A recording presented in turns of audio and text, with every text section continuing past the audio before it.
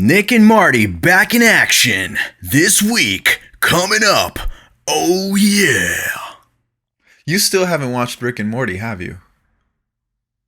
Yeah, I watch it every now and then. Do you? Do you enjoy it? Yeah. Sometimes. Sometimes it's not. Sometimes it goes over my head. It's very sophisticated comedy at times. Are you calling me dumb? It's a nice way of saying it. That is not a nice way of saying it. What's a mean way to say it? You fucking stupid ass bitch. Exactly. Nah, Rick and Morty is cool, but it's not my favorite. So what's your favorite cartoon? Like adult cartoon? I don't really watch it too much, to be honest. I don't watch. Why do you say it like you're a fucking idiot? Like, I don't really watch it too much, to be honest. What the Like fuck is that? Yeah. No, I don't, bro. Like, I don't. I only watch it when it's on, honestly. Like, when I'm eating something and I turn on the TV because there's cable here. So, like, whenever it's going, like, whenever it's on, that's when I watch it. True. But other than that, I don't sit down to watch any of that. I watch, like, series, really. Like, thriller series and drama series and movies. But cartoon is a little hard to come by. True. I love cartoons, to be honest with you. I think cartoons are great, but me personally, I don't know if I go out of I don't know if I can go out of my way to watch them. Right. It has to be something that's just there. There's so many iconic and memorable moments from Rick and Morty. Like in the pilot, I remember when they're going through interdimensional TSA, and then Rick is like telling Morty, like, "Oh, Morty, please, you got to put this in your butt so that they don't find this seed." And he's like, no, Rick, I don't want to put it in my butt. He's like, "Oh, just put it in your butt. They're never gonna find it."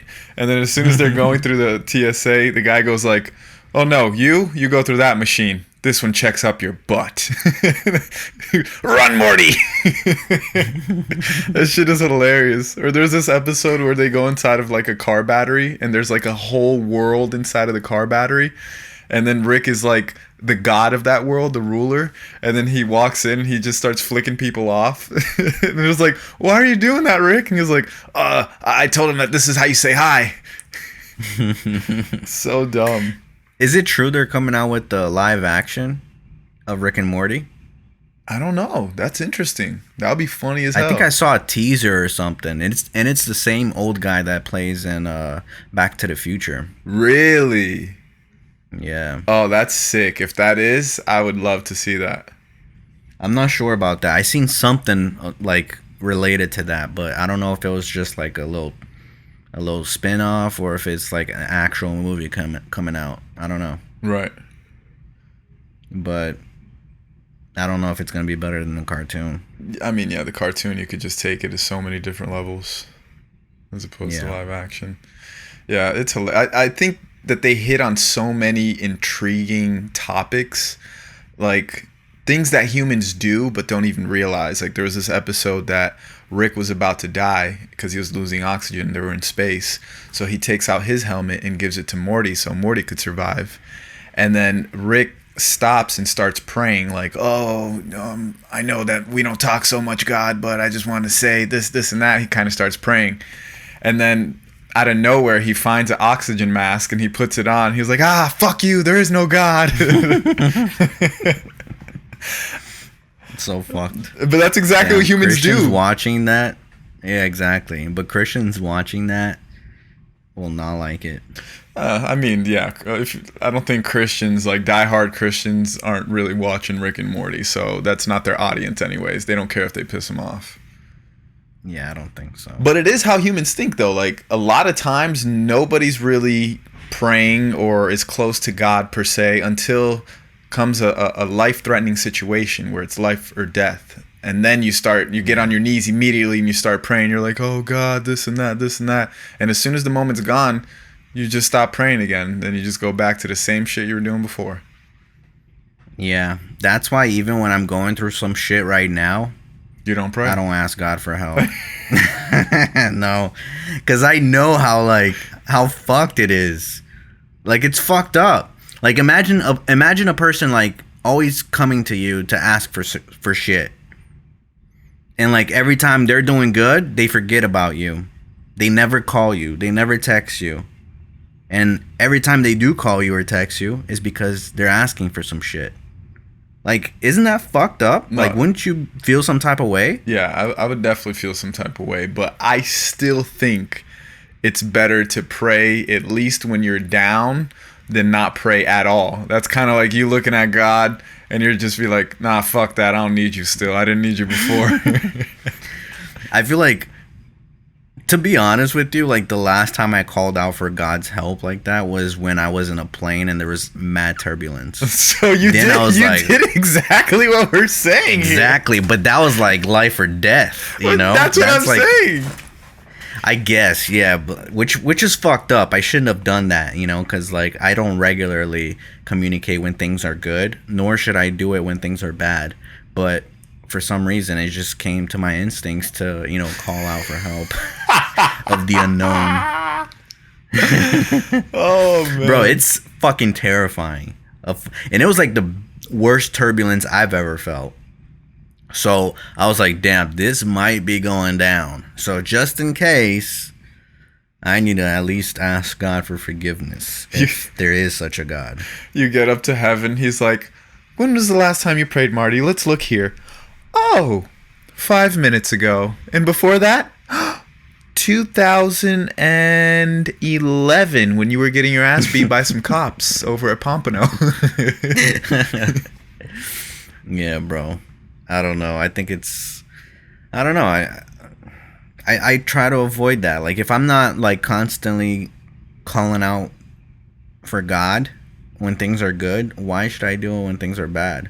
Even though I did at that time, I just feel like, I don't know. I just felt wrong doing it. Do you believe in God or like a higher power or something of that sort? Yes or no question. Don't give me a fucking I don't know here. But you asked me this before. I did, and I didn't get the answer I wanted. So now I'm trying to get a yes or no, not an in between.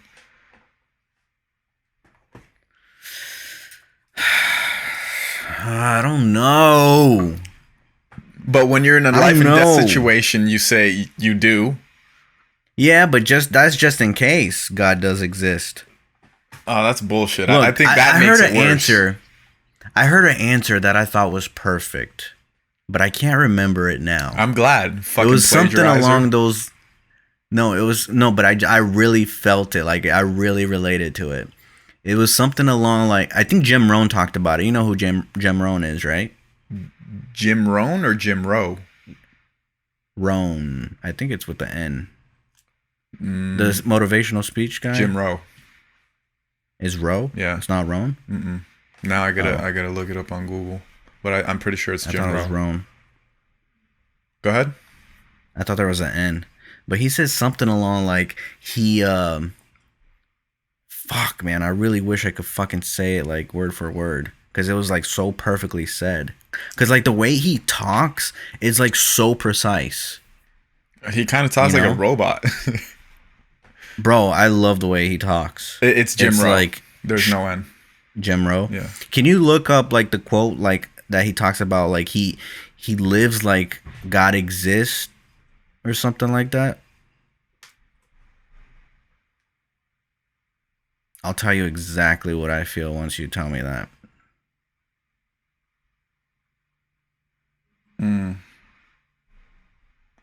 I don't know if this is the one that you're looking for, but it's saying faith is the physical description of God.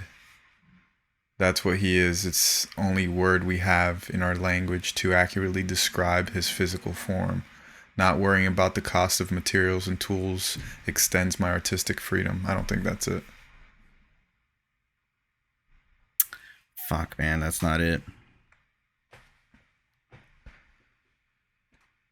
But he said something along those lines like how he doesn't necessarily believe in God, but he acts like he lives his life as if he is a believer. Mm-hmm.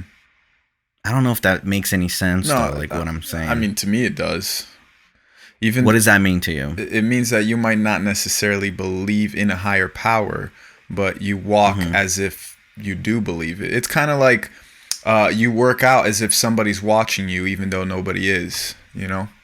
Yeah. Right. Meaning you try to do the best even when nobody's around. Yeah. Yeah, like I just pretend like he is definitely watching me even when I'm alone, you know? So I try to behave like how I would if there was people watching me. So with that being said, you lean more towards believing that there is no God. I think so. Even though I grew up in church and I literally went to church my whole life, and I learned that, you know, there's a God and all that, I still lean towards more like there could be something else that we don't know about, but it's not the God that is in the Bible. Nor do I believe the Bible. Well, yeah, but when I say God, I'm not just talking about the God that's depicted in the Bible. I'm just talking about a higher power in general. Do you believe in a higher power or no?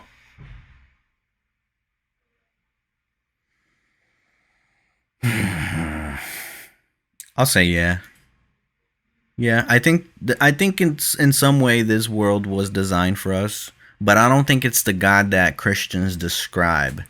I think it's a presence. I think it's like all things that like just a presence, man. Like Mother Nature is God, you know? Like Mother Nature is like an organism that like works with us in our life, because I do think that like there's certain things, like certain mindsets that attract certain things too. So that's got to be something. That's got to be like some type of higher power working with you. Like the law of attraction. Like how can that work? And how can you attract certain things in your life if there's not a higher power working towards or to help you out, you know? Like Jim Rohn, he has a quote saying the more you push, the more the future pulls. Meaning like the more you work for something, the more likely you are to receive what you're working for. Yeah, it's kind of like the harder you work, the luckier you get. Yeah. Exactly. So I mean, for you to get lucky like that, it's got to be something out of your control, something that's definitely higher power. Yeah, I mean, it's what you said. It's kind of like the law of attraction. It's the quote that I just said. Do you believe in the law of attraction? I do.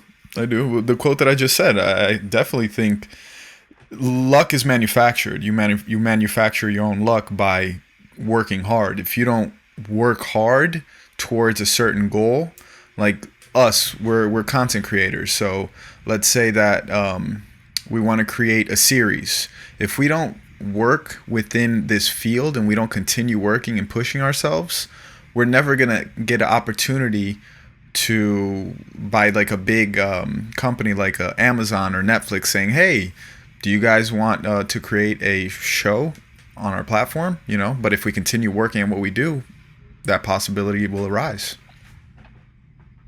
Yeah. So how does that relate to God existing? I mean, everybody has their own depiction of God. I guess because we were raised in church, we're following more of a format that's kind of given to us. But I also stray away from the traditional beliefs of church, and I have my own depictions of God. Like, for instance, I think that we're all gods in our own ways. We're not the God. I still think that there is a creator amongst everything, but we will all become some form of God when we ascend to a new life. And I think it's just hard to understand things as humans when you take out time, space, and matter, because when we're born here in our physical flesh, we already have an expiration date. Okay. So it's hard to understand that God isn't affected by time, space, or matter, because we're affected by all three. Okay. And God is not. No, definitely not. What you're saying. Definitely not. But I think we won't be when we ascend to our higher selves as well. And when will that happen? I think our souls have to be fulfilled. I don't think once you die, you ascend to your higher being. I think you live multiple lives throughout time. And it's hard to really understand that because, like I said, when we're put into this earth, we have an expiration date. But God isn't affected by these things. So when we ascend to that higher self, we won't be affected by these things either. So do you think we're like gonna go to heaven? I believe that there is a heaven. Yeah, I think when we become that ascended version of our souls per se, like I think we're reborn into this earth in a different, it could be within the same time period, it could be in the past, it could be in the future, it could be whenever. And I think that your soul just continues to grow and your soul continues to expand. And then once you've completed what God has sent you into this physical earth to complete, like your soul. Once you fulfilled your mission. Yeah, basically. Once you fulfill your mission, I think that's when then you die. Sure. Your physical body dies. Right. Damn. But that's kind of scary, right? Like once you fulfill your mission, it's time for you to go. Because like some people die really early and it makes you think like, damn, they barely lived. Well, but maybe that person fulfilled their mission in this world and therefore they died. Yeah, yeah. I mean, even like a child, you know, maybe it could be a toddler that's like 3 months old and he ends up passing away tragically. But he's teaching the parents how to grieve and how to love one another, or whatever the life lessons that child is meant to teach. It's going to be teaching those other souls. Right. Have you ever heard of the story of the egg? I think I mentioned this to you before. The what? The story of the egg. Like, what came first, the egg or the chicken? No.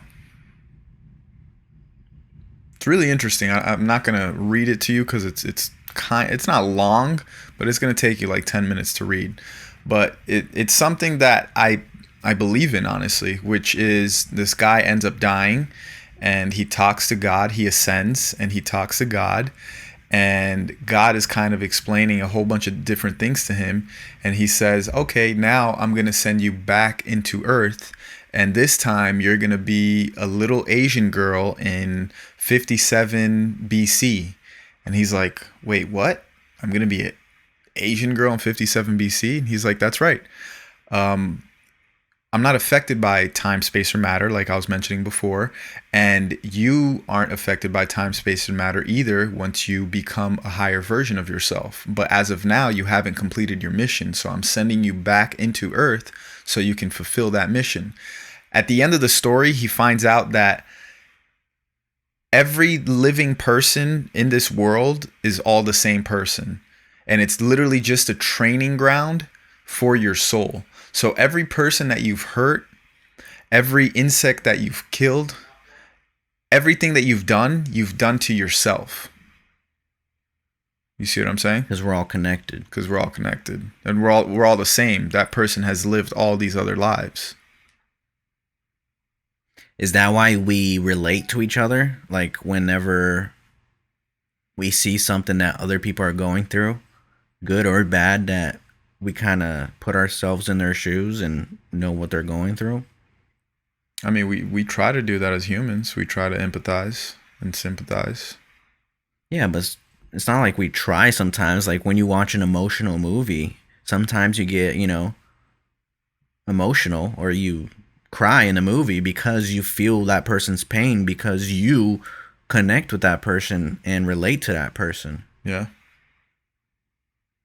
Yeah, I mean, I guess, honestly. And it's not like you're trying to feel empathy. It's just something that happens because we know what that person is going through. Or at least we think we know. Right. Because I feel like that's what makes people connect with any human being, is like seeing themselves in some shape or form in another person. Yeah. Even when it's like a in a relationship, like sometimes this girl could make you laugh in certain ways or make you think in certain ways that you might have not thought of, and that's because you probably are connected to that person in some level. Yeah. So taking God and religion and faith all out of the equation, if you could find out the truth of one conspiracy theory, what would it be? And I hate using the term conspiracy theory because that kind of has a bad stigma. Yeah, it has. Conspiracy theory has a bad stigma to it. You know, when you say conspiracy theory, it's automatically not the truth. But there's a lot of things that people say theory. Yeah, but I mean, I just wanted the audience also to kind of understand what I was asking. I think the biggest one of all that comes to my mind right now is knowing if Earth is truly round or is it flat. And how would you find that out? If you could, if you had all the money in the world. By transporting my body outside of this atmosphere and seeing for myself. Because all we see is what people provide. Nothing else. Yeah. We can't see it for ourselves unless we physically go out there and look at it. But for us to do that, we need, what, a fucking rocket ship or something? Like, there's no way. Maybe in the future.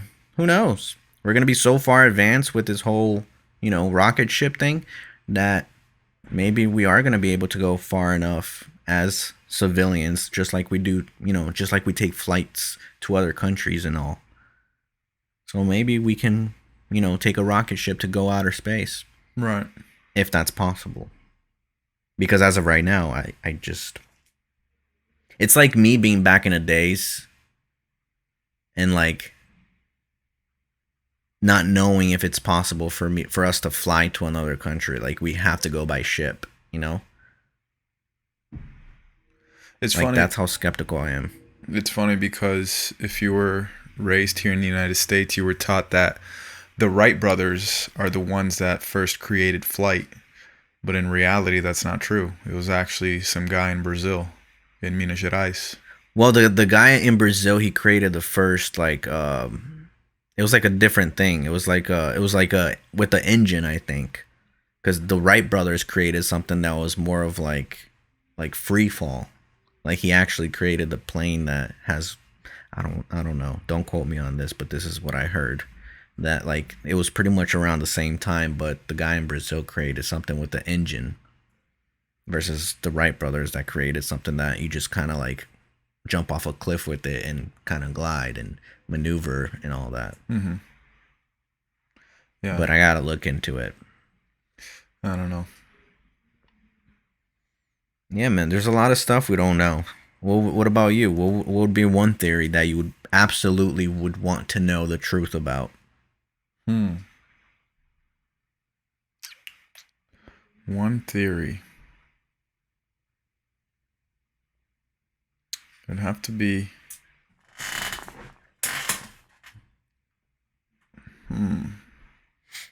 I mean, not... We mentioned taking away God and religion, but I would really want to know if Jesus was a real person and did he do what the Bible claims that he did? Like turn water into wine. How would that change your life if he wasn't? If he was just a normal ass dude who just happened to do magic tricks? I mean, it wouldn't necessarily change my life. Would you still be wearing a cross around your neck? Yeah. I don't do it because I personally don't believe in Jesus. Then what does the cross mean to you? It's just a gift that I got from my mother when I was younger. So it has more of a symbolic meaning for my mom as opposed to religion. I don't consider it a religious thing, even though it is. Isn't that a cross on your ear right now? Yeah. So what does that mean to you? Oh, the cross. I don't think of it as religion. I just see something like, oh, that looks cool. You just like the way it looks? Yeah. But you don't think that's signaling to people that you're a Christian and that you believe in Christ? I don't care what it signals to people. No, I'm just saying, like anybody can look at that and think that you're a believer in Christ. Right. I mean, kind of, yes and no. Because also, if I was like a believer in Christ and this and that, I wouldn't necessarily be using an earring, like a dangling earring. Yeah, but it has a cross on it, so I would assume that you somewhat believe in Jesus. It's like me wearing a fucking Nazi sign, the swastika or whatever it's called, and people thinking that I'm not a Nazi. It doesn't make sense. I understand what you're saying, but at the same time, me having 666 on my forehead and me saying no, I don't believe in the devil. Yeah, but the cross is, especially nowadays in pop culture, it's become so it doesn't necessarily relate back to religion. You see so many rappers wearing crosses blinged out with diamonds and stuff like that. Because I assume that they believe in Christ. Well, assuming makes an ass out of you and me. But think about it, like, I don't know, like, it doesn't make sense to me. Like, why would I wear a cross if I don't believe in Christ? That to me doesn't make any sense. I believe in God. Me as a person, maybe other people are different, but me as a person, why would I wear a cross on my chest or anywhere else if I don't believe in Christ? It doesn't make sense to me. No, I feel you, but I mean, to me, it does. It's like I said, especially the cross that I have, the necklace that I have. That's a cross that was given from my mother at a young age. This right here, I just think it fucking looks cool. So what if your mother gave you a pentagram as a necklace? Would you wear it? I mean, since it doesn't mean shit. I was young, so I probably didn't understand. So yeah, I would probably have worn it because I wouldn't understand what it meant. Even nowadays, you would wear it? Probably not. But you wear a cross nowadays. Yeah. I align myself with the moralities of Christians and people that come from faith. But you do believe in Christ, right? I believe in God. I don't believe in Christ. You don't believe in Jesus? No, I believe in God. Okay. Well, you make no sense to me, Nick. That's okay, man. I don't understand why you wear a cross if you don't believe in Christ. Did you know that about a year ago, Amazon stopped publishing documentaries? Overall? When the pandemic hit?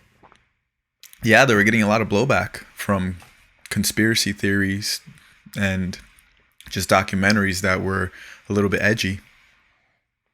Are they not working on any new documentaries anymore? They're not publishing any documentary. So if you make a documentary and you want to put it on Amazon, they won't want it. Oh, wait. You say Amazon or Netflix? Amazon. Oh. I didn't know that. Yeah. A major documentary that got blowback was actually The Cove, the dolphin documentary that won an Oscar. I don't know if I saw that. I didn't watch it, but I heard about it. And yeah, that's even been taken down from Amazon.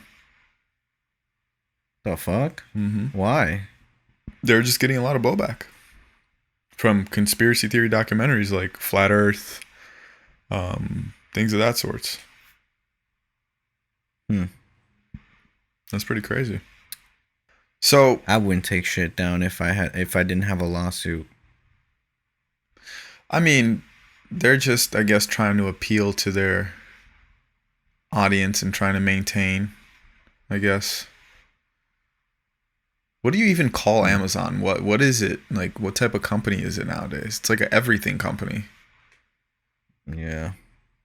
Because it's also a studio, right? It is. and it's also retail. Technology. Yeah, it's taking over the fucking world, bro. Yeah. And it's funny because, like, when the pandemic hit, every fucking mom and pop shop had to be closed, but no, not Amazon. Because it's essential. It's the perfect landscape for them to just take over. Yeah. I mean, they did. Because they're still making money. Their numbers soared during the pandemic. Yeah. Jeff Bezos made more money than ever during the pandemic. So but there's a documentary, or I guess I wouldn't necessarily call it a documentary. There's this short film that was released in...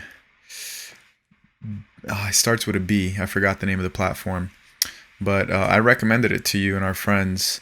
It's called The Time Traveler from 3039 or 3036, something like that.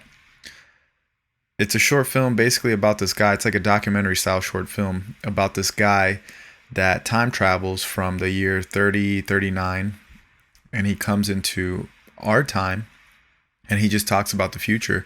And one of the things that he mentions is that Amazon, along with about 2 other major companies and corporations, are what run the world. There is no government. They're the ones that rule the world. I could see that happening. Yeah. I mean, honestly, the way that Netflix, the way that Amazon's kind of setting everything up. Bro, the government can go broke. Right. If they do shit wrong, they can go broke. Doesn't matter how much money they print. If people decide not to use the US dollar, they're going to use something else. And if these companies accumulate whatever else that is, they're the ones that rule shit. Yeah. I mean, to be fair, I don't really feel like the government runs shit anyways. Like, they do in the surface level, but when you look behind all that stuff, like all these lobbyists and stuff like that, they're the ones that really run shit, and the lobbyists are working for the corporations. Yeah. I mean, that woman from Congress, Nancy Pelosi. Oh, yeah. Yeah, she's like having meetings with Google and shit. Yeah. And she has like money in the stock market. So, like, they're working hand in hand. What's his name? Richard... Is it Richard Brand? Richard Branson? Not Richard Branson. That's the billionaire. I'm thinking about Russell Brand. Mm-hmm. I was watching a YouTube video of him, and he was talking about Nancy Pelosi having a meeting with one of the execs of Google.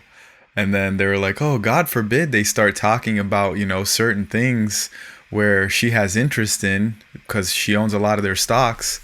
And then what Nancy Pelosi, being the great woman that she is, she's going to say, oh, what kind of woman do you take me for? Don't talk to me about these things. I don't want to hear any of this stuff. Let's be fucking real, people. Obviously, she's not doing that. No, she's definitely wanting inside information for her to set the rules. Yeah. Because she's getting affected by it. It's fucking simple logic. And a lot of people are like that. I'm sure Mark Zuckerberg or Jeff Bezos are working hand in hand with the government. Yeah, for sure. And that's why Amazon can stay in business even during a fucking pandemic. That's why Facebook is allowed to surveillance everybody. Yep. Because I'm sure the government has access to that as well. And I'm sure they pay Mark for that information. Probably billions of dollars. Yeah, man. It's crazy. I mean, but these are just theories. Don't take none of this shit as a fact. These are just things that I think about. It's crazy to me that lobbyists exist. Like, that's a legal thing. Like, hey, I could pay this person to talk to this politician and offer him an X amount of money to influence him on not passing this bill or passing this bill for the benefit of my company. So I'm basically going to be funding his whole campaign. Like, how is that legal? Because the government allows these things just makes it fucking obvious that they're corrupt. At least in my mind. It's like, what? He who owns the gold makes the rules. That's like doing a brand deal that you don't necessarily believe in their product, but you're still doing it for money. And a lot of people do that. I'm guilty of doing that. I've done that before. I've gotten brand deals that I fucking hate their product. Don't use their product. So you're a lobbyist. I'm a fucking lobbyist. Doing it for the goddamn money. If I was a politician, I'll be selling y'all mother... Nah, I'm just kidding. I'm just kidding. Yeah. I mean, what can we do, man? That's the world we live in. You just got to learn to adapt. Well, I mean, you got to learn how to play the game. It's also like... Now for me to do a brand deal, things have changed because now that I've done some brand deals, now I understand. It's like, do I want to align myself with this, with the headache that comes with all of this? Do you? I don't. I really don't. I don't either. I've actually been getting offered a few brand deals for my YouTube, even though my YouTube is not even like getting that much views, and I just been ignoring every single one, just because it's companies that I don't believe in, nor do I use their products. So like, I don't care. Like, I might need the money, but I'm not gonna sell out to my audience like that. I feel like that's so important for you not to sell out, for you like to be loyal to your audience. Bro, I don't understand these influencers that scam their audience of a fucking crypto coin or some shit, bro. That makes no sense to me. And it's been so prevalent lately. So many it's getting big people have been doing it. Yeah, I don't understand that. Yeah. I also don't understand how they think they're going to get away with it. They might get away with it right now, but in the long term, that shit's going to come back and bite them in the ass for sure. I think so. Yeah, bro, they're getting paid probably, so much money to spam people, bro. To scam them.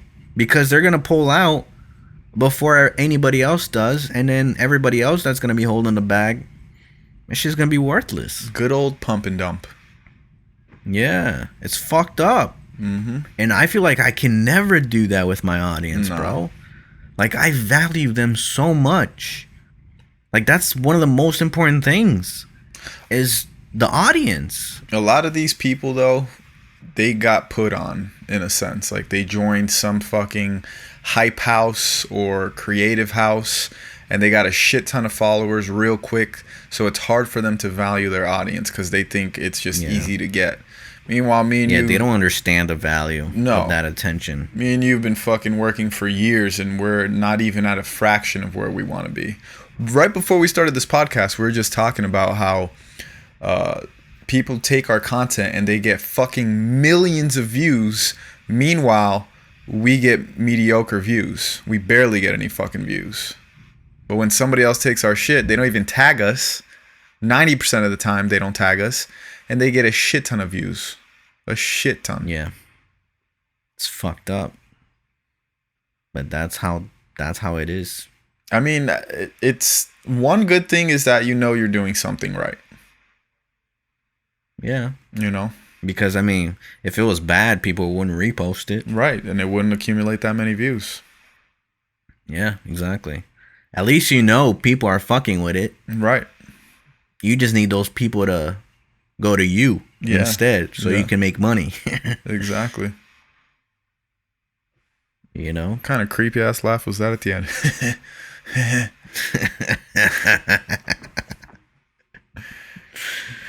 Oh, man. Hey, now that you've been in a relationship for almost 2 years, putting your business out there, what's some... thanks, Nick. What's some good relationship advice that you could give to our audience that you've learned in the past 2 years? Wow. That's a good question. Damn, seems like you ain't learned shit. Oh, I definitely learned. But to be honest with you, I learned a lot by being single as well.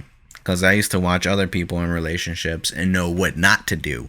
So therefore, once I got into a relationship, I kind of had some knowledge on what to do and what not to do. Right. But I'm also learning that you shouldn't argue with a woman when she's mad. You just figured that out? I don't think it's the best. Your mom didn't teach you that? I mean, I didn't care about arguing with my mom or my sister when they're mad. But I think it's different when it's your significant other. What's another thing? I think also, like, in a relationship, you should always be serving each other, no matter what. Because, like, I feel like a lot of people can be lazy. They can get lazy. They can get complacent, you know? Like, if you stop serving, because, like, in the beginning, think about how it is. Like, you're always doing your best to, you know, to, how do you say conquistar? To attract. To conquer. Yeah, to attract, to not conquer. That sounds bad in English. But you're doing your best to attract that, you know, that person. And if you, like, once you get into that relationship with that person, like, you shouldn't stop doing that. You should still keep trying to attract them every single day, no matter what. Because, like, it could get dull if you stop. You know, it could get very dull. So I think you should always, like, act like as if you guys have been dating only for a month. Yeah. You know, like, still make her laugh. Still do shit for her. Still cook for her. When the fuck like, did you ever cook for your girl besides salmon? She doesn't even like salmon. I cook, like, eggs and stuff in the morning for her. Sometimes. I do it, like, sporadically, you know? Because if I do it every day, then she's going to expect me to do it every day. But if I do it sporadically, it's more of, like, a surprise, you know? So, yeah. But I serve her, man. I do shit for her. I make her laugh, you know? And that's something that I can't stop because that's the way it is in a relationship, or else it's going to get very fucking boring. And I feel like a lot of people, once they get that person that they wanted, they just stop trying. And that's not good. You should always keep trying. Yeah, no, for sure. Putting effort into a relationship is important. Doesn't matter how long you've been dating. And I feel like that's what marriage is as well. Like, you should always serve each other. Like, don't get lazy. Don't get complacent. I also think always get out of your way to do something for them.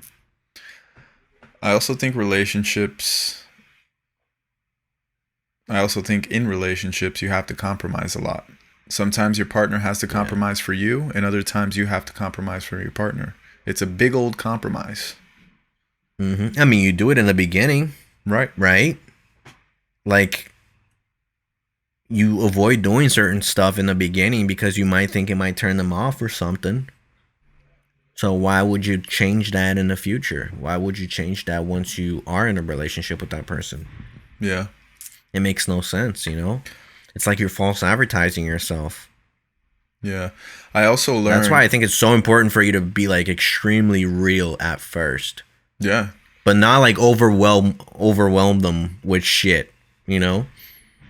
Because I am also, like, learning to, like, periodically, like, tell her what I really believe in. Like, philosophies and all that stuff. Because if I did that at first, I'm sure things would be different. Yeah. I also learned that you have to treat your girlfriend or boyfriend, whatever, if you're the opposite sex or if you're into dating the same sex, you also have to treat them as your partner, not as a friend. Like, they could be your best friend, but don't treat them like, I remember one thing that I messed up in when I was younger is I treated my girlfriend as a homeboy. And then later, used to like dap her up and shit, like, what up? Hey, what up? Nah, just like just do certain things as like a homeboy, like certain jokes that I do with my boys, I would do it with her and stuff like that. And then later on in the relationship, when I was getting that same energy reciprocated towards me, I didn't like it. And she started farting in front of you and burping. Yep, that too. So when I got that, I didn't appreciate it, but I only had myself to blame because I was the one that opened up that door. Yeah. You know, and certain jokes, certain things like that.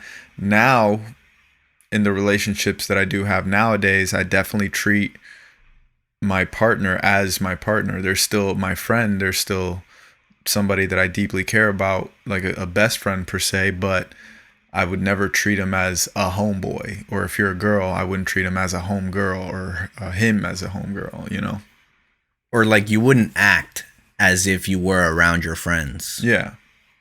Right?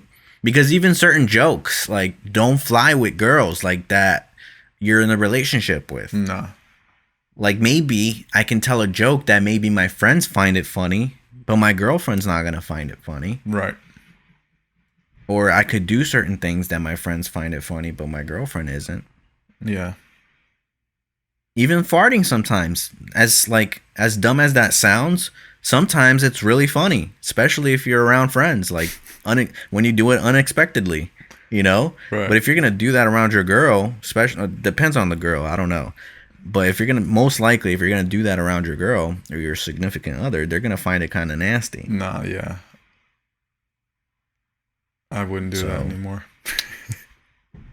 I've done it before. You did it in the past, and she started farting? Yeah, I did it in the past, and then the girl that I was in a relationship with farted in front of me, and I was like, oh man, I didn't know that was such a big turnoff.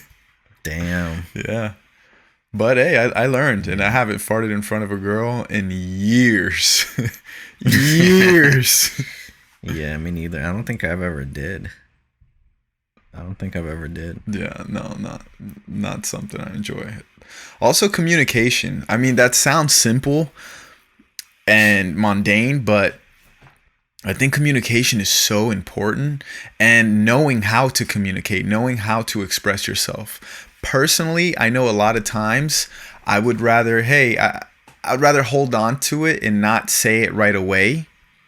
But I learned that holding on to it and not saying it right away when that thing happens is actually a worse thing. I used to think it wasn't. I used to think it was maturity to be like, oh, I don't have to talk about it right now, but if it comes up again, then I'll do it.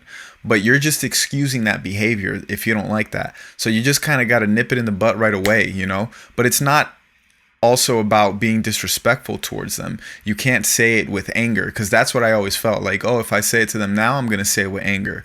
But in reality, there might be a little bit of anger there, but it's way better to say it right then and there than holding on to it and being extremely angry later and just blowing up and saying it.